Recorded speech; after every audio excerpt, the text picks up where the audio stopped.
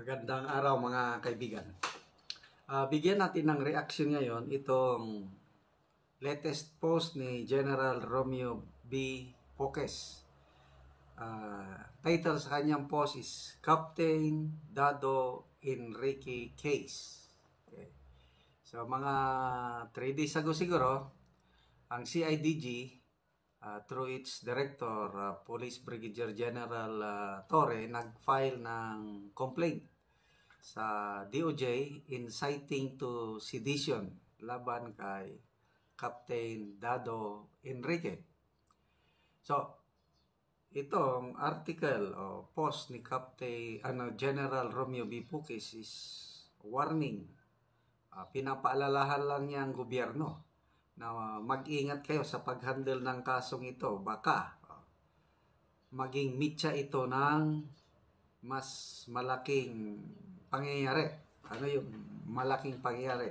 Basahin natin ang kanyang post.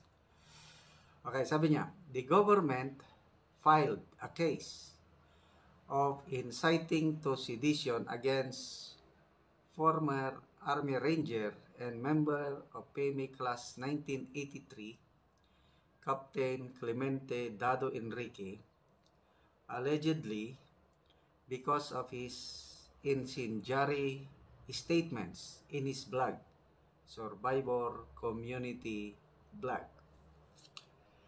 The government must treat this case carefully. Yan. So, ito, parang paalala lang sa gobyerno, careful lang kayo. Huwag patas lang, parang ganon. Kasi karapatan naman ng gobyerno, PNP, CIDG, to file cases. Kaya lang kung ang perception ng taong bayan hindi patas yung pag-handle sa kaso, yun ang delikado. Kaya lang kung patas lang, okay. The government must treat this case carefully. Why? Captain Dado is unlike the other bloggers who make a living out of blogging. Okay, hindi naman natin may katatwa. May mga vloggers talaga is sweldo ang hinahabol. Ito, iba si Captain Dado, no? Out of principle ang kanyang pag-vlog. Hindi niya hinahabol yung sweldo matanggap niya sa YouTube. I can attest to that. Out of principles ang kanyang pagbabloging. Okay. He is a soldier with a mission. So, anong mission ni Captain Dado? He is the founder and supremo of the Filipino Guerrilla Forces, a group composed of millions of members, mostly retired soldiers and policemen. Okay, I can attest to this. Yung dami ng members ng Filipino Guerrilla Forces sa Northern Mindanao, Region 10. Bago lang, a month ago siguro. Libo-libong veterano ang nagpa-member sa Filipino Guerrilla Forces. Dahil yung district commander ng mga veterans na ito, kaibigan ko. So, tinanong niya ako paano sila makapa-member ng FGF. So, dahil alam ko yung mga contact numbers, binigay ko. Ayun, sabi, nagpa-member na sila. Isang district yun ng veterans. Kaya marami talagang members ang FGF. Okay, ito. His reputation in the army. Si Captain Dado, sino ba si Captain Dado sa army? Okay. His reputation in the army precedes him. He is ready to offer his life for his principles. In fact, he desires the sacrifice, if only to bring about the required change and transformation of the country. He may be vulgar and disrespectful online against the president, his wife, the speaker, and many other high government officials, but what he does, he says, is actually as a spokesperson of the oppressed people against the corruption and excesses in the government. Okay. Ako, I have personal knowledge, yung reputation ni Captain Dado Enrique. Maaga siyang umalis sa serbisyo out of principles. Kasi siya yung ginawang negotiator, government negotiator noong 1989. Yung kudita na inilunsad ng mga Army Scout Rangers sa Makati. Isang linggo na stand-off yun, ang dami nang namamatay. So, kailangan ng isang respetadong negotiator para tumigil na sa pakikipaglaban yung mga Army Scout Rangers. Ang napiling government negotiator noon, walang iba kundi si Captain Dado Enrique. Dahil nire-respeto siya ng mga Army Scout Rangers. So, pumasok siya sa Makati, sa mga hotels na pinagkukutaan ng mga Scout Rangers. To make the long story short, dahil naniwala ang mga rebel Scout Rangers kay Captain Dado, pumayag sila to lay down their arms at tumigil yung putukan. Ang condition nun is isa lang ang makulong, yung regimental commander, si Colonel Galvez.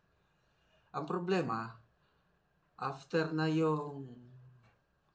nung na-resolve na yung conflict, hindi tinupad ng gobyerno ang usapan na isa lang ang ikulong. Maraming nakulong. So, out of principle, nag-resign si Captain Dado. Kaya, even up to now, yung kwento na yon alam sa buong army, kaya respetado pa rin si Captain Dado. Kaya ito yung sinasabi ni General Pokis na his reputation in the army precedes him. He is a man of principle. Okay. Beware. Ito na yung reminder, warning. Beware. He might just become the rallying point person the outraged citizens are waiting for. Siya ang magiging mitsa pag hindi nila gawing patas ang pag-handle ng kasong ito. Active and retired members of the armed services and millions of citizens who share his sentiments and principles are watching. Agree ako dito. Marami ngayon ang nag-aabang ano ang mangyayari kay Captain Dado. Okay. Hindi lang retired, even active. Kasi itong si Lieutenant General Aurelio Baladad, isa ding respetadong premier, class 1982. Sa kanyang article sa Manila Bulletin, sinulat niya doon na marami na siyang nakausap, both active and retired, na mga sundalo. At ang sentiment, dalawa. May frustration ang mga men and women in uniform sa perceived corruption na nangyayari sa gobyerno.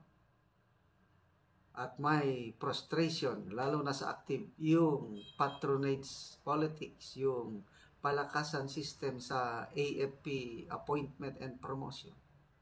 So, delikado yan. Pag hindi na-resolve, hindi na-aksyonan, parang vulkan yan na sasabog.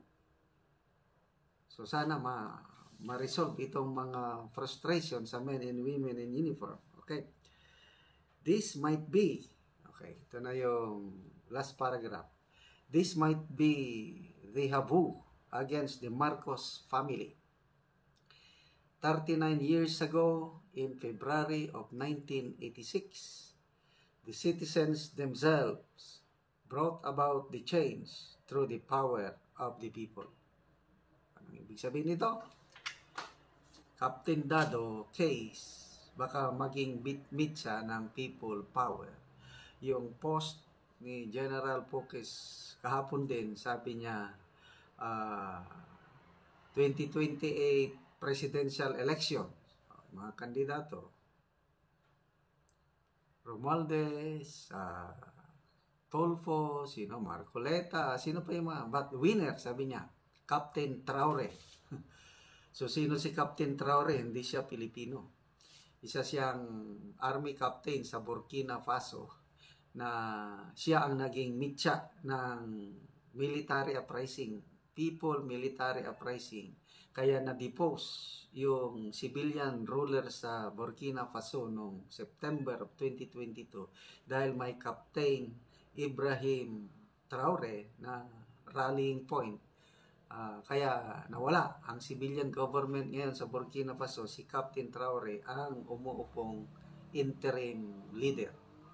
So, salamat dito sa post ni General Pukis na he is just reminding this government na handle this case with care.